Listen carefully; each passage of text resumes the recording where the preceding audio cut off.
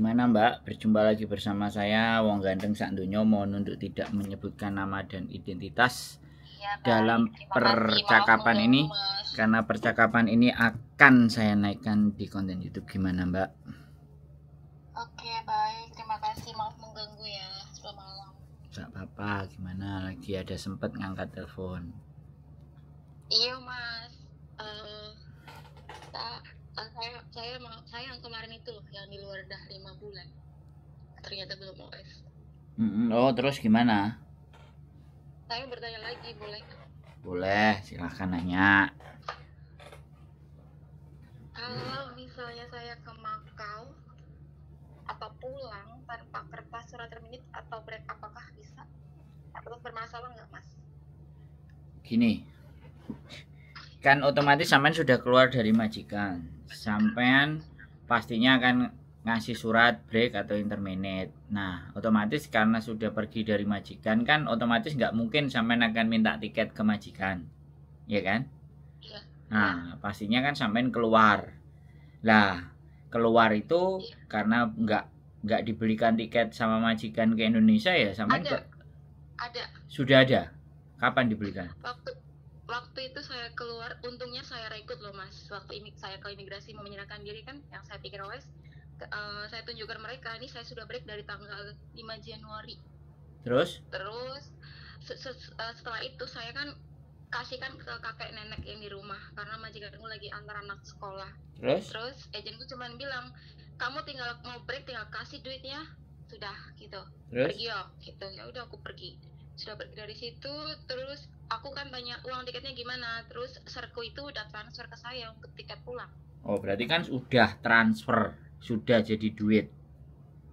Iya. Ya, oke. Berarti tiketnya sudah anggap aja selesai, ya kan? Iya, selesai. Nah, selesai dan sampean nggak beli tiket, otomatis ya kalau sampean mau keluar ke Makau silahkan. Yang penting tanggal break kontraknya, ya, break kontraknya yang baru ini tanggal berapa? Ya tanggal itu maksimal sampean keluar dari Hong Kong. Misalnya tanggal 15 besok. Sekarang tanggal berapa? Iya. 30 lah, 15 kan, 15 sudah lewat, 30. Berarti 30 besok sampean harus keluar. Nah, keluar itu mau ke Makau, mau ke Amerika, mau ke Kanada, mau ke Jepang, mau kemana aja, bebas. Yang penting di tanggal sampean habis 14 hari setelah break. 14 hari ya.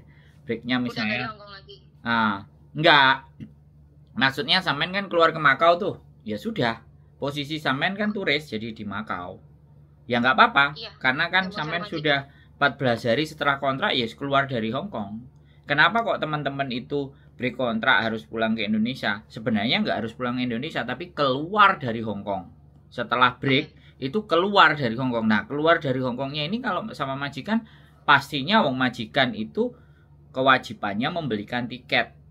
Nah, nek tiketnya ke Indonesia ya berarti pulang Indonesia. Kalau majikan terlalu luar biasa baik hatinya belikan tiket ke Makau itu tidak boleh, karena kewajiban dia adalah memulangkan kita di alamat mana kita waktu ada perjanjian di kontrak. Itu yang menyebabkan kenapa pulang Indonesia lah. Kalau sampean kan udah deal semuanya, udah jadi duit kan. Waktu itu saya cuman dia transfer, kamu beli sendiri itu, ya udah, saya kan nggak keluar kemana-mana intinya gitu waktu itu. Nah, ya wes, berarti nanti setelah berkontrak 14 hari itu maksimal sampean keluar. Dari sampean anggap aja keluar. Kan ini dianggap sampean belum keluar dari rumah majikan karena visanya belum diputus sama majikan. Ya kan? Iya, karena berhubung saya masih aktif belum diikat majikan, saya mau bekerja di Makau aja lah masih gitu. Terus malah kata orang sebelah, udah mending pulang-pulang mau beli tiket gitu, udah nggak ada urusan dengan majikan atau apapun, nggak usah bawa surat break atau apapun katanya Mas. Itu saran dari orang yang goblok. Sorry to say ya, kalau teman sampean dengerin saran kayak gitu goblok. Finish sebenarnya ya, finish break interminate itu seharusnya ada laporan ke imigrasi. Ya, laporan ke imigrasi itu menunjukkan bahwa kita sudah selesai nih kontraknya. Walaupun break, walaupun interminate, walaupun finish.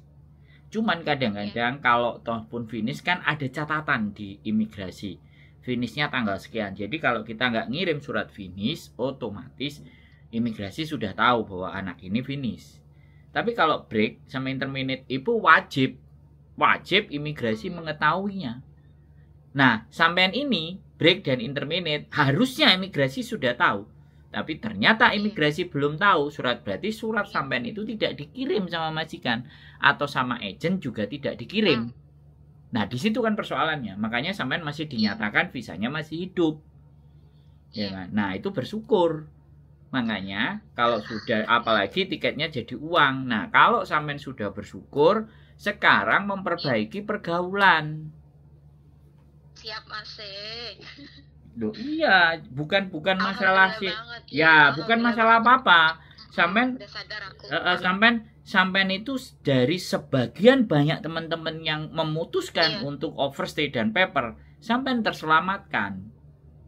Iya, Mas. Nah, karena sampean terselamatkan, sampean harus lebih berhati-hati. Kayak tadi yang ngomong, kamu udah selesai dengan majikan, kamu udah dibelikan tiket, ya udah kamu pulang aja ke Indonesia. Nah, terus ada yang ngomong lagi sama sampean. Tinggal beli tiket pulang-pulang. Ya dia bilang kayak gitu kan. Tapi nggak ada surat-surat semuanya, ya sama aja sampean dianggapnya kabur.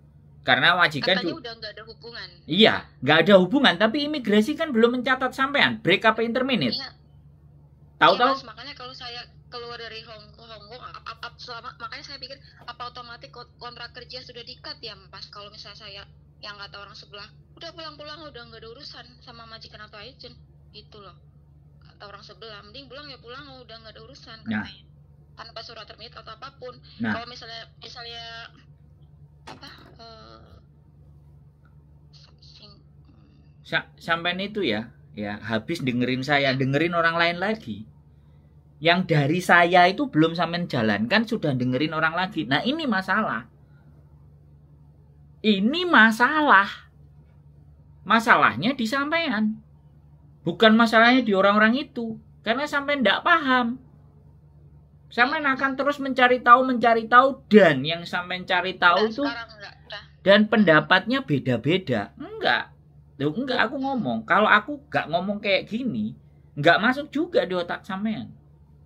Iya, Mas. Ya, kenapa kok sampean masih dengerin orang itu? Akhirnya sampean balik lagi ke saya, mastiin. Sekarang ya, kita ambil logika aja. Kalau sampean mengikuti orang-orang itu, dan sekarang sampean sudah mengikuti orang-orang itu, untungnya sampean punya keberuntungan.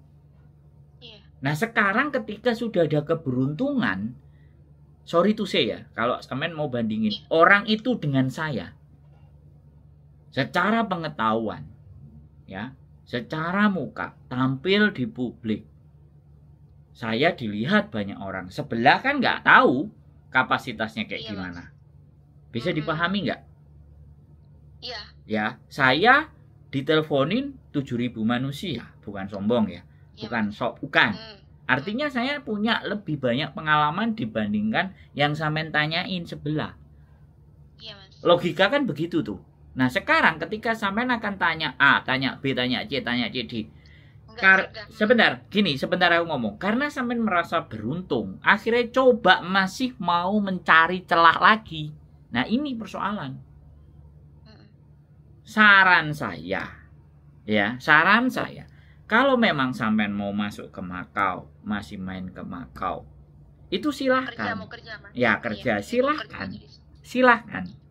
Tapi satu hal yang ingin saya sampaikan ke sampean, semakin sampean ibaratnya sampean nggak nulis surat di imigrasi lah, taruhlah karena menganggap visa sampean masih hidup. Sampean asik-asik dari Hong Kong keluar Makau, masuk lagi Hong Kong, keluar lagi Makau, lama-lama sampean kena. Iya. Sampean dengerin saya ngomong dulu. Iya, sorry. Oke. Ketika sampean merasa dan menganggap hal seperti itu aman karena visa masih ada di majikan, dianggapnya kan loyang. Tapi ketika frekuensinya sudah sering, 2 kali, 3 kali, 4 kali, 5 kali, 6 kali, dan jaraknya berhari-hari dan nginep di sana, apa anak ini nih nggak kerja di majikan? Iya. Imigrasi juga nggak goblok. Ya, 2 hari, 3 hari sampean di sana. Ketika sampean oke, bisa reason, majikanku loyang, aku diperbolehkan keluar, boleh, nggak ada masalah. Aku hidup di luar nggak ada masalah. nanti aku balik lagi. Ya, takutnya ketika imigrasi cross check, begitu ditandai nama identitas sampean tertandai, masuk keluar dari Shenzhen, kamu dari Makau, bagian manapun sampean baru kena. Nah, itu masalah. Mumpung belum ada masalah, putuskan. Kontrak itu putuskan. Break kontraknya ada, tanggalnya ada. Nah, ketika tanggalnya 30, 14 hari dari 30 itu sampean punya kesempatan kalau mau mondar-mandir. Iya, Mas. Sampean bilang, ini tiket pulang saya ke Indonesia, kalau seandainya ke Indonesia. Jadi kalau sampean mau mondar-mandir loh ya, strateginya begitu. Ya, saya sudah ada tiket nih tanggal 14. Saya mau nyisakan habis hari saya ini di Hong Kong dan Makau. Nah, itu masih reasonnya masih diterima karena ada tiket, sampean pegang tiket. Tapi kalau sampean nggak pegang tiket, sampean mondar-mandir, dia pasti curiga. Saya aja yang jadi turis 2 kali, 3 kali berturut-turut ke Makau, kena masuk kandang, bisa dibalikin lagi ke Makau. Cuman karena saya tahu strateginya, saya 2 kali aja udah pindah ke Shenzhen extendnya. Saya juga 23 bulan extend keluar masuk Hong Kong, karena saya menjaga untuk tidak overstay. Aku nggak tahu ya di luar ada rekod lebih apa enggak, tapi kalau untuk bule masuk ke Hong Kong nggak cuma sebulan, kadang ada yang 3 bulan, ada yang 6 bulan. Ya nggak salah kalau bule. Beda Eropa sama saya Indonesia. Kalau Indonesia kan 1 bulan. 1 bulan 1 kali. Nah, kalau sampai ada orang extend lebih dari 23 bulan, ya berarti dia keren. Ya sebenarnya bisa. Yang penting ya kan, ke Hong Kongnya 11 hari, 12 hari memang dia bisnis ya, dia nunjukin dia punya uang, dia punya company, dan dia lagi mau mendirikan usaha di Hong Kong. Nah, oke lah, sedangkan saya turis. Dia masih mempercayai saya menggunakan reason aku bekerja di Indonesia, aku masih survei. Ini perusahaanku di Indonesia, ini alamatnya, kamu boleh cek, kamu boleh telepon. Ternyata sama imigrasi nggak dicek. Nah, ini hati-hati, sampean sudah beruntung, sebaiknya selesaikan ke imigrasi. Setelah break kontraknya sudah selesai, nanti imigrasi itu pasti ngirim surat ke majikan sampean. Jadi mungkin itu yang diharapkan oleh majikan. Jadi sampean sendiri yang nulis, karena mungkin rekodnya dia udah juga terlalu buruk, sehingga yang minta keluar kan sampean, bukan mereka yang ngeluarin. Sehingga dia mungkin nanti ada kesempatan lagi untuk dapat CC lagi, karena sampean yang mengundurkan diri atas keinginan sampean. Bisa dipahami, itu juga strategi. Makanya kalau sampean sudah enak, selesaikan. Visa sampean habis, putus di tanggal berapa. Kalau sampean masih mau mondar-mandir di majikan, mondar-mandir ke Makau, sambil cari kerjaan, sambil riwa-riwi ya misalnya, ataupun kerja di Hong Kong, semuanya nggak ada masalah. Yang penting jangan sampai ketangkep saat sampean kerja. Saya nggak ngerti sampean kerja di mana dan nggak perlu disebutkan. Yang penting pesan saya, jangan sampai ketangkep saat kerja. Ya wis, terserah. Intinya apapun, kalau sampean hidup di Hong Kong kan pasti butuh duit, ya. Dapat duitnya entah bekerja, entah nipu orang, entah bohongin orang, atau punya pacar, atau punya suami, ya kan sekali lagi di Hong Kong butuh duit. Kecuali kayak saya dulu gelandangan. Nah, tidurnya di Victoria Park, jadi nggak butuh nginep, nggak butuh siapa-siapa. Ya, untuk tidur ya tidur aja, makan ya cari gimana caranya. Kan banyak yang ngasih makan kan, kalau masalah makan. Yang penting kita kan nggak minta-minta.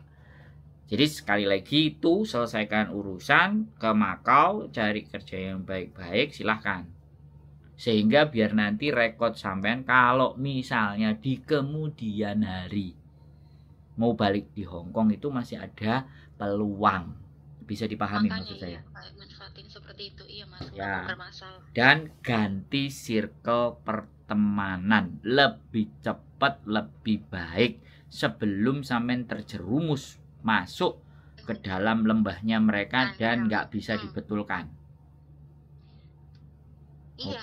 Tapi Mas, kira-kira kalau saya ngebreak tanggalnya, terus itu majikan tahu, bermasalah nggak? Wah, ternyata apa ini emang agent yang nggak peduli waktu itu, nggak diurus. Tapi saya sudah ada rekodnya Mas, yang saya tulis kertas sama ngasih duit break waktu itu. itu tidak menjadi persoalan ya. Sampean mau nulis break lagi, nanti imigrasi itu ngirim surat ke rumah alamat majikan sampean, CC-mu break kontrak. Nah, kalau seandainya si majikan ngomong dia sudah keluar kok, dia sudah di rumah, sudah keluar dari rumah saya sejak berapa bulan yang lalu ibaratnya. Lah yuk kenapa kok kamu nggak matiin visanya? Kenapa kamu nggak laporkan? Yo nggak disalahin sampeannya. Makanya kalau sampean kirim ke majikan dan sampean segera keluar itu aman. Misalnya tanggal 30 nih, sampean keluar dari majikan. Sebelum 30 sampean keluar itu sudah aman, sudah sangat aman. Nggak harus di 30 kalau sampean mau aman. Yang penting kan surat udah masuk. Surat udah masuk itu berarti sampean diterima sah di tanggal segitu, sampean kepingin keluar dari rumah majikan, kan itu ceritanya. Lah kalau sebelum tanggal itu sampean sudah keluar, imigrasi menganggap mungkin ijol-ijolan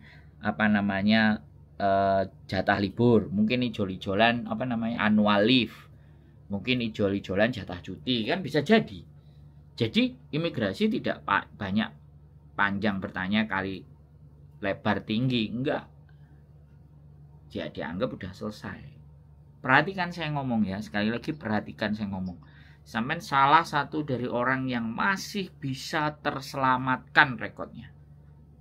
Dan sekali lagi dan jangan sekali-kali ngambil langkah yang salah lagi. Karena sekali lagi orang-orang teman yang kabur, teman-teman yang mengambil paper, teman-teman yang ngambil OS, itu bukan tidak ada sebab, karena circle mereka. Masuk ke dalam circle, ditariklah teman-teman untuk bergabung bersama mereka, untuk ikut sama mereka.